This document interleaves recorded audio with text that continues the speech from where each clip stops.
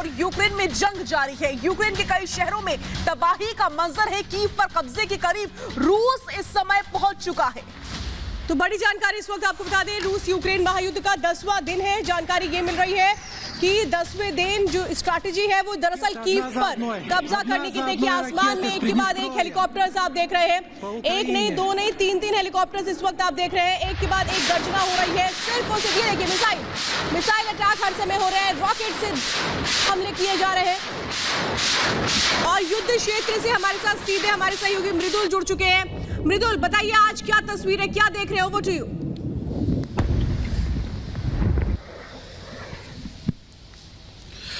बिल्कुल, मैं आपको एक एक तस्वीर यहां से दिखा रहा हूं। और श्वेता, एक बात हम बता दें, जो तस्वीरें इस समय सामने आई, रात भर से जो बमबारी हुई थी, कई सारे शहरों में एयर सायरन जो बज रहे हैं लगातार बजते हुए सुनाई दिए गए। और आपको रात की जानकारी हम दे दें, रात के वक्त जहां हम हैं वहां पर भी 2 से 3 बार सायरन बजे थे। यानी जो बड़े शहर हैं यूक्रेन के, वहां पर इसी तरीके के सायरन बज रहे हैं। और एक बात और जानकारी दर्शकों को हम देना चाहेंगे, जो बड़ी खबर हमने दर्शकों को बताई कि रशिया ने सीज फायर की बात कही है। सीज फायर में वो विंडो दिया गया है, उस विंडो में लोगों को निकलने के लिए कहा गया है, जो सिविलियंस हैं उसे निकलने के लिए कहा गया है। लेकिन इस विंडो का कितना फायदा होगा और क्या इसका उपयोग किया जाएगा, ये बड़ा सवाल है। दूसरी अहम बात यह कि अभी तक जो तस्वीरें अलग अलग शहरों से सामने आई हैं, खार्किव से, सुमी से, या फिर आप कह लीजिए कीव के जो बाहरी और अंदर के इलाके हैं, वहां से जो तस्वीरें सामने आई हैं, वो ये बताती हैं कि यहां पर हालात ठीक नहीं है। और अभी तक जो तस्वीरें हम देख पा रहे हैं,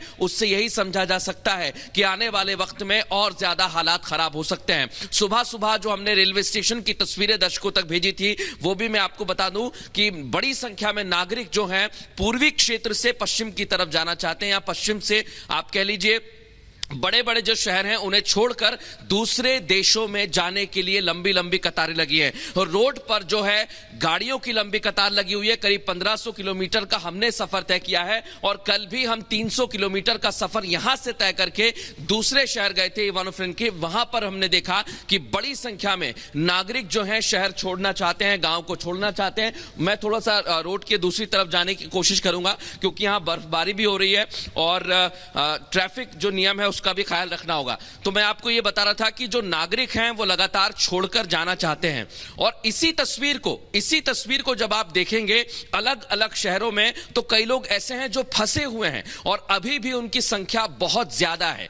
एक तरफ आप खार्किव के जो आसपास के इलाके हैं, सुमी का इलाका है, शेरनोबिल का इलाका ले लीजिए, जिप्टोमिर, ये वो इलाके हैं जहां पर लोग अभी भी फंसे हुए हैं। और आप जब सुबह दर्शकों तक जानकारी पहुंचा रहे थे, तब भी ये सामने आया कि जिप्टोमिर में बार बार एयर सायरन अलर्ट बजाए जा रहे हैं। नागरिकों से कहा जा रहा है कि वो बाहर ना निकलें। और अब जब 9 से 10 दिन हो चुके, जी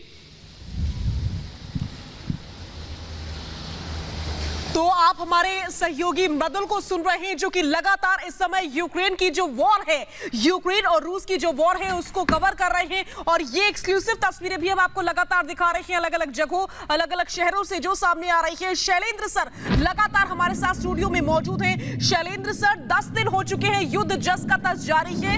हमारे सहयोगी ये बता रहे थे कि लोगों की कोशिश यही है कि वो अपने देश को छोड़ करके वहां से चले जाएं।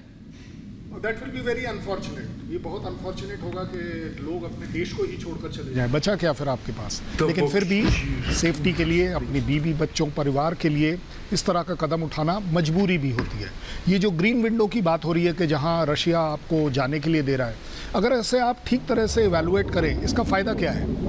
कुछ घंटे में आप कहाँ जाएंगे? किस सिटी में जाएंगे जहाँ रशियन आर्मी नहीं है?